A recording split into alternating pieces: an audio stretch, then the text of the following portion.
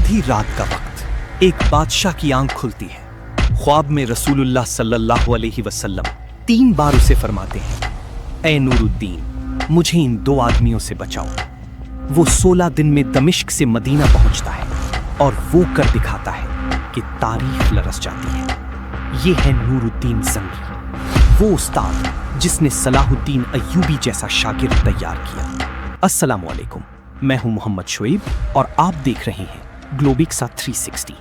आज की वीडियो उस शेर इस्लाम पर है जिसने सलीबियों की नींदें हराम कर दी। 11 फरवरी 1118 हलब, इमादुद्दीन जंगी के घर बेटा पैदा हुआ, नूरुद्दीन महमूद। 1146 में वालिद की शहादत के बाद 28 साला नूरुद्दीन तख्त नशीन हुआ।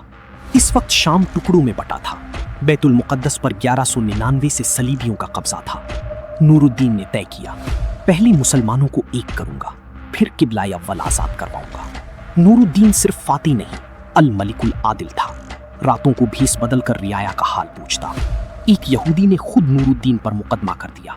काजी ने सुल्तान को तलब किया। नूरुद्दीन सर झुकाए कटहरे में खड़ा हो गया। फैसला यहूदी के हक में आया तो नूरुद्दीन ने मेरे दौर में बादशाह और फकीर का इंसाफ एक है। उसने हर शहर में दारुल अदल बनवाए, रिश्वतखोर काजी को सरे आम कोड़े लगवाए।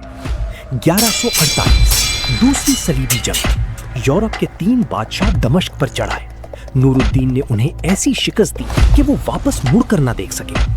1154 में दमिश्क सुलह से उसकी सल्तनत में शामिल हो गया। अब नजर मिस्र पर थी। मिस्र में फातमी कमजोर थे और सलीबी कब्जा चाहते थे।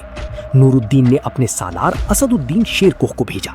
शेरकोह के साथ था 26 साला भतीजा सलाहुद्दीन अय्यूबी। 1169 में शेरकोह मिस्र का वजीर बना, मगर 2 माह बाद वफात पा गया। नूरुद्दीन के हुक्म से सलाहुद्दीन वजीर बना। दरबारियों ने कहा, सलाहुद्दीन खुद मुख्तार हो जाएगा। नूरुद्दीन ने जवाब दिया, मैंने उसे अल्लाह के नाम पर भेजा है। वफा करेगा तो अल्लाह का, दगा करेगा तो अल्लाह देखेगा। सलाहुद्दीन ने कभी बेवफाई ना की।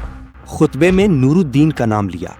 1171 में फातमी खिलाफत खत्म करके अब्बासी खिलाफत का खुतबा जारी कर दिया। शाम और मिस्र एक हो गए। बैतुल मुक़द्दस अब करीब था।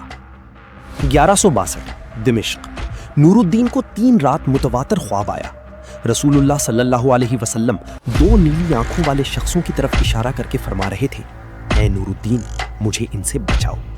वो फौरन 20 ऊंटों पर सामान और 20 जानिसार लेकर मदीना रवाना हुआ।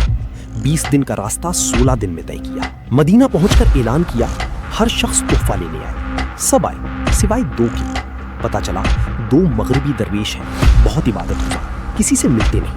नूरुद्दीन खुद उनके हुजरे गया। अंदर माल, कुरान और चटाई हटाई तो नीचे सुरंग।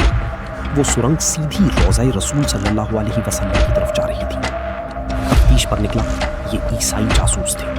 यूरोप के बादशाहों ने इन्हें भेजा था कि जसद अतहर निकाल कर ली जाए ताकि मुसलमानों का ईमान तोड़ा जाए। नूरुद्दीन ने मौके पर ही इनके सर कलम तोड़वाए। फिर रोज़ाए अक़दस के चारों तरफ गहरी खंदक खुदवाकर इसमें पिघला हुआ सीसा भरवा दिया। ये सीसे की दीवार आज भी कायम है। उसने कहा, अब क़यामत तक कोई ये जुर्म न करेगा। नूरुद्दीन ने बैतुल मुक़द्दस के लिए मिंबर तैयार करवा रखा था। कहता था, मैं खुद उसे अक़सा में रखूंगा।